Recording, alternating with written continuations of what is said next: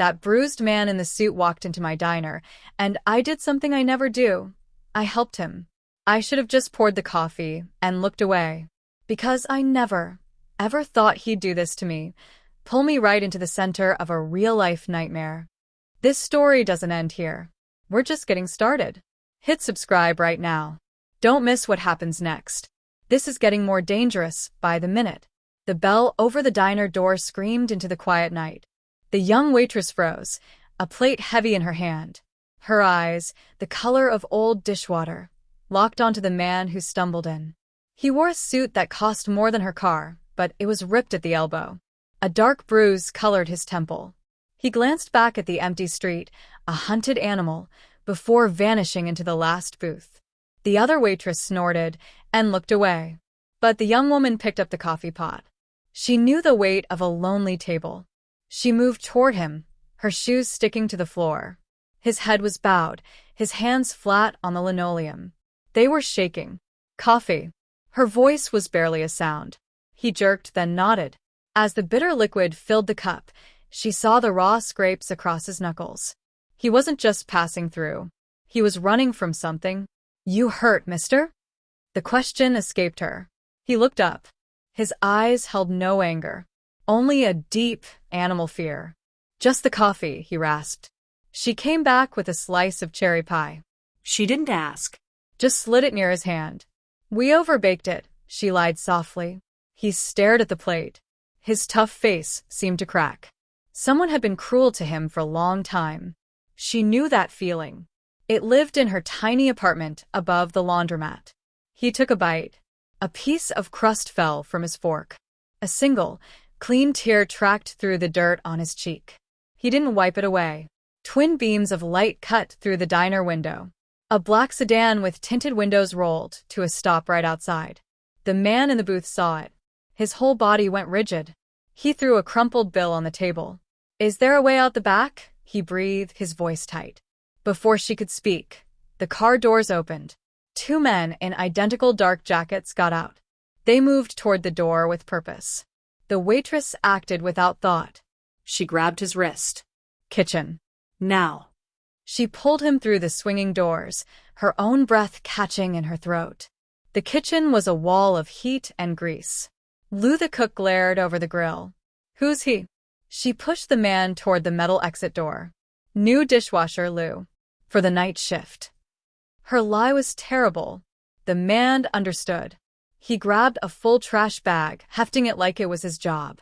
As the two strangers entered the diner's front, his silhouette slipped out into the cold alley and was gone. One of the men shouldered into the kitchen. His eyes were small and dark. He looked right through Lou and landed on her. "A man came in here. Where is he?" His voice was flat. She wiped her hands on her stained apron, forcing her chin up. "Only man in here is Lou. And you're bothering my grill." The man held her stare, then his mouth twisted into something almost like a smile. He turned to leave, but dropped a plain white card on the counter. No name. Just a phone number written in blue ink. "You see him," he said, not looking back. "Be smart. Call." Her hands wouldn't stop shaking as she clocked out. She shoved the card deep into her coat pocket. The night air bit her skin. She fumbled with her key, sliding into her old sedan. She turned the ignition. A sick, clicking sound answered. The engine was dead. A figure emerged from the shadows beside the dumpster. It was him. He walked to her passenger window, not touching the car. He held up a set of jumper cables. "I can fix it," he said, his breath making fog in the air. "But they're watching the bus station. I need 1 hour. Just one." She looked past him. The black sedan was still there, a dark shark idling at the far end of the lot. Its headlights flicked on, illuminating the fog between them. She stared at the stranger, holding her jumper cables. The black car's headlights were like two white eyes in the fog. Her own car was a dead metal box. She heard her own voice, tight and strange. "Get in." He moved fast, sliding into the passenger seat and sinking low. She didn't look at him. She put the car in neutral. "Push," she ordered. He got back out, putting a shoulder against the door frame. With a groan, the old sedan rolled out of its space. They moved behind the diner, into the deeper shadows of the alley. The headlights from the lot didn't reach back here. He hooked up the cables with practiced hands under the dim glow of a single security bulb. "Try it now," he called from the front. She turned the key. The engine coughed, then roared to life. He was back in the seat before she could blink. Drive. "Not your home. Anywhere else first." She pulled onto the back street, her hands slick on the wheel. In the rearview mirror, the black sedan remained parked, its lights now off. Watching. She drove toward the town's only traffic light, her mind empty of any plan. After 5 silent minutes, she pulled into the vacant lot of a closed hardware store. The buzz of the streetlight was the only sound. She finally looked at him. "Who are they?" He stared straight ahead. "People I owe money to." A lot of money. It was a lie. She could feel it. The cut on his face, the fear. It wasn't about money. "You need a doctor," she said, pointing to his temple. He shook his head. "I need to not be found." For a little while. He turned to her. "What's your name?" She paused. "No one ever asked. Just call me Charlie." It wasn't her real name, but it was the one on her apron. "My name is Joseph," he said. It sounded true. He reached into his suit jacket's inner pocket. She flinched, but he pulled out a small, worn photograph. It was a picture of a little girl, smiling with a gap-toothed grin, holding a gray kitten. He didn't explain. He just held it, his thumb brushing the edge. "She's why I can't get caught," he whispered, more to himself than to her. He put the photo away like it was a secret. The simple trust of that act made her throat feel tight. "1 hour," she said, repeating his promise. "There's an old fishing cabin. My granddad's. It's empty. No one goes there until spring." He nodded, relief washing over his face. She drove again, leaving the town's few lights behind, following the narrow road along the river. The trees were dark sentinels on either side. He watched the shadows, constantly checking the mirror. She drove without headlights for the last half-mile, navigating by memory on the dirt track. The cabin was a small, dark shape against the water.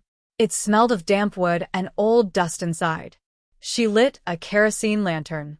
The light revealed a single cot, a rusty wood stove. "It's not much," she said, suddenly embarrassed. "It's perfect," he said. He sat heavily on the cot, the fight finally leaving him. He looked at the floor. "I shouldn't have involved you. I was desperate." She filled a chipped enamel bowl with water from the pump outside and handed him a cleanish rag. "Clean up," she said. It was an order. She waited outside on the creaky porch, listening to the river. He had a daughter. He was in terrible danger. And she was now part of it. The smart thing was to leave him here and never come back. She heard the cabin door open behind her. He stood there, the dirt and blood wiped from his face. He looked younger. Tired. "Thank you, Charlie," he said. His voice was different. Softer. She just nodded, turning to go to her car. His hand gently caught her elbow. Not to stop her, but to get her attention. He pointed through the trees, back toward the road. A single, distant pinprick of light was moving slowly through the woods. A car. Searching. "They're here," he breathed. The headlights swept across the trees, a quarter-mile away and coming closer. The single headlight cut through the trees like a searching finger. It was moving slow, methodical. Inside. Now. Joseph's voice was a low command. They stumbled back into the cabin's dark belly. He killed the kerosene lantern, plunging them into a blackness, so complete she could hear her own heartbeat. Through a crack in the wall's wooden slats, they watched. The vehicle wasn't the black sedan. It was a pickup truck with a spotlight mounted on the door. It crept along the far side of the river, the beam skimming the water's surface, illuminating the opposite bank. It wasn't looking for a cabin. It was looking for something or someone in the water. A sheriff's deputy, probably. A search. She let out a breath she didn't know she was holding. "Not them," she whispered. Joseph didn't move from the wall. His body was still coiled tight. The truck lingered for 10 long minutes, then turned around, its taillights shrinking into the woods. The normal night sounds, crickets, the river, rushed back in. In the returning dark, she was intensely aware of how close they were standing. She could feel the heat coming off him. She stepped back, her foot scraping on the wooden floor. I should go. They'll be watching your apartment, he said, not turning from the wall. His certainty was chilling. They saw you. They know your car. They'll wait for you to lead them to me. The logic was simple and terrible. He was right. The men with the blank card didn't seem like the type to give up. She had no family to call, no boyfriend. Just a studio apartment full of silence. So, what do I do? Her voice was small in the dark. You stay. Until morning. Then we both figure out what's next. He moved away from the wall, a shadow among shadows. She heard the cot springs groan as he Saturday, you take the cot. I'll take the floor. It was a stark, practical kindness. She didn't argue. She lay down on the stiff canvas, still in her coat and shoes. He sat with his back against the wall, a silhouette guarding the door. For a long time, the only sound was their breathing. Then, softly, he began to talk. Not about the men chasing him. About the little girl in the photo. Her name was Lily. She was 7. She loved kittens and hated the crusts on her sandwiches. He described her laugh, a sound he hadn't heard in 3 weeks. The details were his apology, his explanation. She listened, staring at the dark ceiling, understanding the true cost of his fear. A thin, gray dawn light seeped into the cabin. She woke stiff and cold. Joseph was gone from his spot by the door. Panic shot through her until she saw him outside, by the river's edge. He was just standing there, looking at the flowing water like it held an answer. She came out, the morning air sharp. He didn't turn. I need a disposable phone, he said. From a gas station out of town. I have cash. And I need you to make one call for me. It was a risk. She knew it. But the picture of the girl named Lily was fixed in her mind. She drove to a truck stop 20 miles east, her nerves screaming at every other vehicle. She bought the phone with his money. Then, following his precise instructions, she dialed a number from memory. A woman's voice answered on the first ring, tense. Yes. The waitress recited the sentence Joseph had made her memorize. The package is delayed. But the doll is still safe. There was a sharp intake of breath on the other end, then a choked sob. Is he? He's okay, the waitress whispered, breaking the script. Tell Lily her daddy is fighting. She hung up quickly, her heart hammering. She had just spoken to his wife. When she returned, he was pacing. The relief on his face when she nodded was immense. Thank you, he said, and it carried the weight of his world. He took the phone and made his own call, stepping into the trees. She could only hear his side. The payment wasn't in the account. I have it. No, not until I see her. You know the place. Tonight. His voice was hard, a different man. He came back, his face set in stone. Tonight, I get my daughter back. He explained then in blunt, ugly pieces.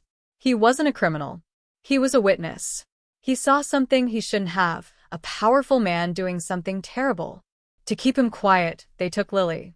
They gave him a task, deliver a file of documents to prove his silence. He did. But they didn't return Lily. They wanted more. He'd been trying to get her back himself, which led to the bruises, the running. Tonight is the exchange. The real documents for my little girl. He looked at her, his eyes hollow. I have to believe they'll honor it. She understood the danger now. It wasn't just about money. It was about a child. You can't go alone. They'll kill you. I have to. Then you need a distraction, she said, the idea forming as she spoke. Someone they don't expect. Someone they think is nobody. She met his gaze. Me. He shook his head violently. No. Absolutely not. They saw me, she argued. They think I'm just a scared waitress. What if I panic? What if I go to the meeting place early, make a scene, draw their eyes? It might give you a chance. It was a desperate, foolish plan, but it was the only one they had. They spent the day planning in the cold cabin. The exchange was set for 10 p.m. at an abandoned waterfront warehouse on the old industrial piers. He showed her on a tattered road map. He would hide nearby, watching. At 9:30, she would drive her car right up to the main warehouse door, acting lost and frantic. She would bang on the door, yell about her car trouble, draw attention. The hope was to pull some of them outside, to create noise and confusion, right before the real meeting. He taught her what to say. You're looking for your brother. You're scared. You cry. You make them want you to go away. He looked sick giving her these instructions. The second you see anyone, you run. You get in your car, and you drive, and you don't look back. He gave her the disposable phone. You call 911 the second you're clear. You tell them there's a kidnapping at the piers. You don't say my name, just the location. He was preparing for the worst. As dusk fell, the reality settled on them like a weight. They sat in silence, eating dry crackers from an old tin in the cabin. Why are you doing this? He finally asked. For a man you don't know. She thought about it. Because when you walked in, you looked broken. And nobody helped me when I was broken. It was the most truth she'd ever offered anyone. He reached out, his hand covering hers on the table. It was warm and rough. A connection. Not romantic, but profoundly human. A pact. When this is over, he said, I will find a way to thank you. She just nodded, unable to speak. They drove separately to the city, her in her sedan, him in an old truck he'd borrowed from a nearby farm field, promising to return it. The 2-hour drive felt endless. She parked in a dim lot a few blocks from the piers, her hands numb on the wheel. It was 9:25. Through the dirty windshield, she could see the hulking black shapes of the warehouses against the night sky, jutting into the river. One had a single, sickly yellow light burning above a door. That was the place. Her chest felt too tight to breathe. She thought of the little girl, Lily, somewhere in that darkness. She started the car. She drove toward the warehouse, her headlights cutting a shaky path over the cracked concrete. The plan felt stupid now. Childish. She parked crookedly right in front of the lit door, as agreed. She got out, her legs wobbly. She started banging on the heavy metal door. Hello? My car died. I need help. Please. Her voice sounded thin and reedy in the vast, empty space. Nothing. No sound from inside. A side door she hadn't seen creaked open. A man stepped out. It wasn't one of the men from the diner. This man was bigger, wearing a sweatshirt. You need to leave, lady. She jumped, genuine fear spiking through her. I'm lost. I'm looking for my brother, she cried, tears coming easily now from real terror. The man took a step toward her, annoyed. There's no brother here. Get gone. This was it. She was supposed to run now. But from the corner of her eye, she saw movement on the rooftop of the next warehouse over. A silhouette. Joseph, getting into position. She had to keep the distraction going. Please, just let me use a phone, she wailed, sinking to her knees on the grimy ground, a picture of pure helplessness. The man cursed and walked closer, grabbing her arm to yank her up. I said beat it. At that moment, across the open yard, the main warehouse door she'd been banging on suddenly rolled upward with a deafening screech of metal. Bright light flooded out, illuminating the whole dock area. She froze, the man's grip loosening in surprise. Standing in the doorway was not a gang of thugs. It was a single man in a crisp overcoat. He looked like a businessman. And beside him, holding his hand, was a small, frightened girl in a bright red coat. Lily. The man in the overcoat smiled. It was a terrible, cold smile. He spoke, his voice carrying easily across the quiet pier. Joseph, I brought your daughter. Come out and get her. Let's finish this like adults. He looked directly at the waitress, still kneeling on the ground. And thank you for bringing our little decoy. She worked perfectly.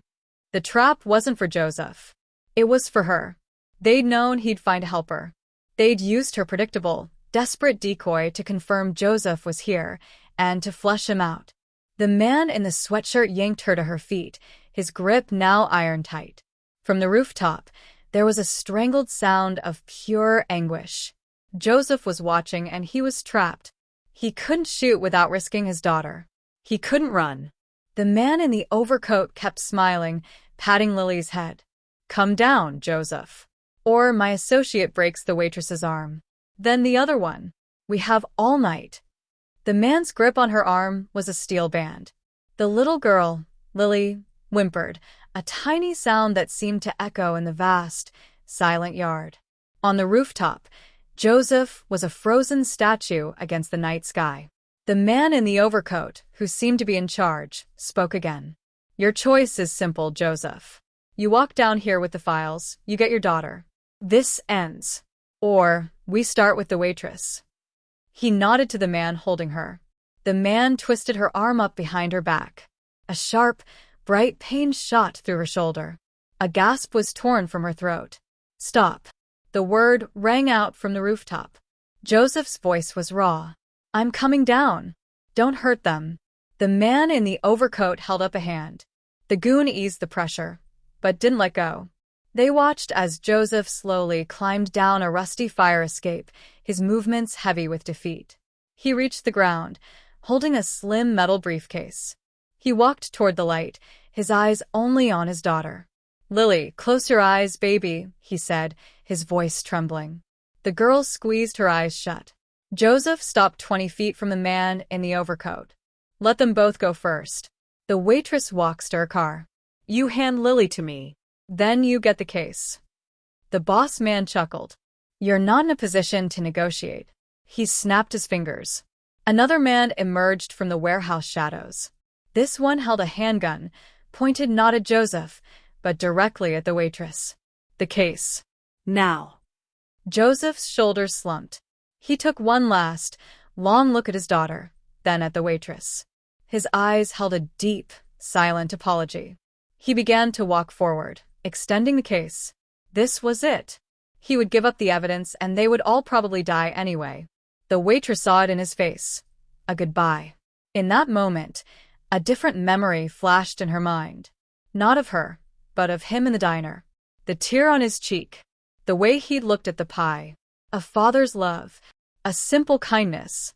It boiled over into a sudden, reckless rage. As Joseph took the final step, she stopped being a decoy. She became a distraction. She threw all her weight backward, stomping hard on the instep of the man holding her. He grunted in surprise, his grip slipping for half a second. That was all she needed. She didn't run away. She ran toward Lily. Not to grab her, but to put herself directly between the little girl and the man with the gun. Don't you touch her, she screamed, her voice ragged and wild. It was chaos. The gunman shifted his aim, confused. The boss shouted. And Joseph saw his opening. Joseph didn't go for the briefcase. He dove forward, tackling the boss around the knees. They crashed to the concrete in a tangle. The metal case skittered away. Run, Charlie. Take Lily, he roared from the ground. The man with the gun swung it toward the fight. The waitress didn't think. She grabbed Lily's small, cold hand. Come with me, sweetheart. To your dad. She didn't run for the open yard, but toward the deep shadows of the adjacent, pitch-black warehouse, pulling the girl with her. A gunshot cracked, horrifically loud. A spark flew off metal near where Joseph wrestled the boss. They plunged into the absolute darkness of the open warehouse door. Inside, it was a cavern of forgotten machinery and towering, cloth-covered shapes. She pulled Lily behind a massive metal drum. Stay down, don't make a sound, she whispered, pulling the girl close. Outside, they heard shouts, another shot, then the sound of a fist hitting flesh. Then, running footsteps. Not toward them. Away. Then, silence. A terrible, heavy silence. They waited in the dark for what felt like hours. Lily shook against her, silent tears soaking into her coat. Finally, a hoarse whisper cut through the dark. Charlie? Lily. It was Joseph. Here, she whispered back. He found them, moving like a ghost. In the faint light from the door, she saw his face was bloodied, one eye already swelling shut. But he was holding the metal briefcase. The boss ran. The others followed him. We have to go. Now. He scooped Lily into his arms, burying his face in her hair for a brief second. Thank you, he breathed to the waitress. It meant everything. They fled the warehouse, sticking to the shadows. Joseph's borrowed truck was where he'd left it, hidden behind a mountain of scrap metal. They all piled into the single cab, Lily on the waitress's lap. He drove without headlights, navigating the industrial maze by memory until they hit a main road. Only then did he flip the lights on and press the accelerator. No one spoke. Lily clung to the waitress, her small fingers gripping tightly. The waitress just held her, feeling the child's heartbeat against her own. They drove back toward the cabin but didn't stop. They passed it by, watching for any sign of light or movement. It was compromised now. They drove deeper into the country, finally pulling onto a forgotten logging road. He parked the truck in a thicket of trees, killing the engine. The silence of the deep woods enveloped them. Exhaustion hit them all at once. He turned in his seat, looking at his daughter, asleep now on the waitress's shoulder. He looked at the woman holding her.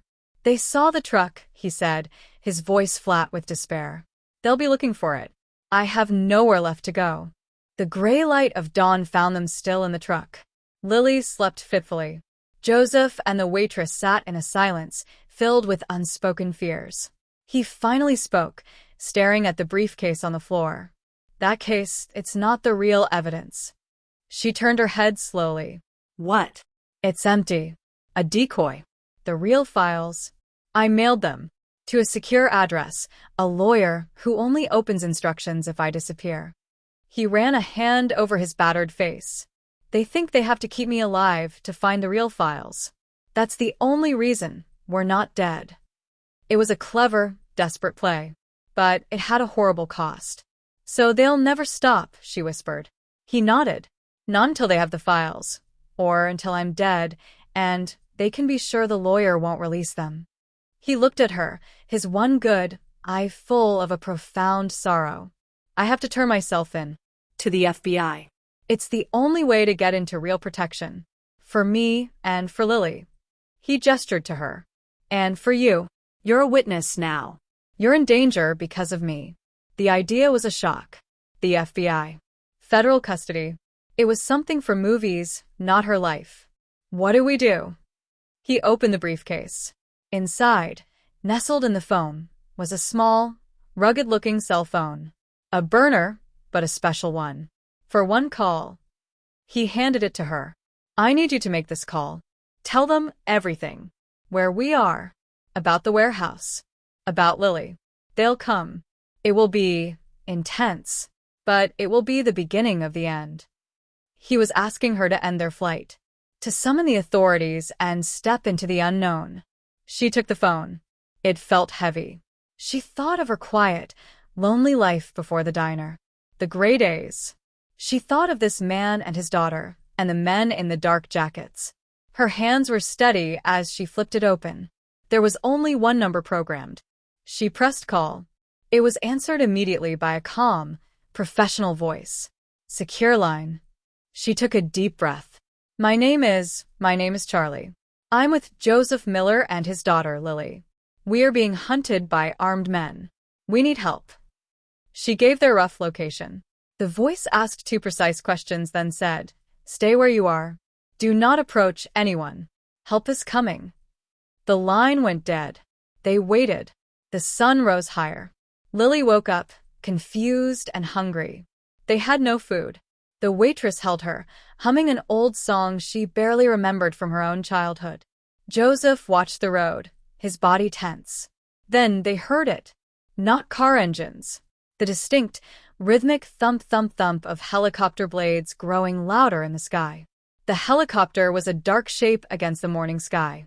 It didn't land in the tight woods, but hovered over a nearby clearing. Through the trees, they saw men in tactical gear fast roping down. This was real. Joseph let out a long, shaky breath. It's time. He looked at the waitress. When we get out, you keep holding Lily's hand. You do exactly what they say. No sudden moves. She nodded, her mouth dry. They got out of the truck, hands visible. Joseph held the empty briefcase high. A team of 4 agents moved toward them, weapons lowered but alert. Joseph Miller, one called. Yes. And my daughter, Lily. and a civilian witness, Charlie. The lead agent, a woman with sharp eyes, scanned them. Is anyone injured? Are you being followed? We're okay. Not followed, Joseph said. The agents quickly surrounded them, ushering them toward the clearing where the helicopter had now landed. The noise was overwhelming. Lily began to cry. They were loaded into the helicopter. Inside, it was loud and cramped. Headsets were placed on them. The female agent's voice came through the headset, calm and clear. We're taking you to a secure facility. You're safe now. As the helicopter lifted off, the waitress looked down at the shrinking world below, the trees, the hidden truck, the lonely road. Her old life was down there, already gone. They landed on the roof of a large, nondescript government building in the city. Inside, they were separated. Not harshly, but firmly. Lily cried as an agent in a softer uniform led her away, promising her juice and cartoons. Joseph was taken one way for debriefing. The waitress was taken to a small, plain room with a table and 2 chairs. The female agent sat across from her. My name is Agent Hayes. We need to know everything, Charlie. From the moment he walked into the diner. And so she talked. For hours. She described the men, the car, the card, the cabin, the warehouse. She drew pictures of their faces. She told him about the phone call to Lily's mother. Agent Hayes listened, nodding, her expression unreadable. When she was finished, the agent leaned forward. You understand the people after Joseph Miller are very dangerous. They now know who you are. Your old life is over. The finality of the statement landed like a physical blow. Her apartment, her job, her few possessions, all gone. Agent Hayes stood. We're placing you in protective custody. You'll have a new identity, a new place to live. It won't be easy, but you will be safe. She paused at the door. What you did, taking that child's hand, putting yourself in harm's way, that was incredibly brave. Or incredibly foolish. The ghost of a smile touched the agent's lips. Usually it's both. The agent left her alone in the quiet room. The waitress sat there, the adrenaline finally draining away, leaving only a deep, hollow exhaustion. She had saved a little girl. She had helped bring down dangerous men. And she had lost herself completely. She put her head in her hands, not crying, just trying to breathe in this new, terrifying reality.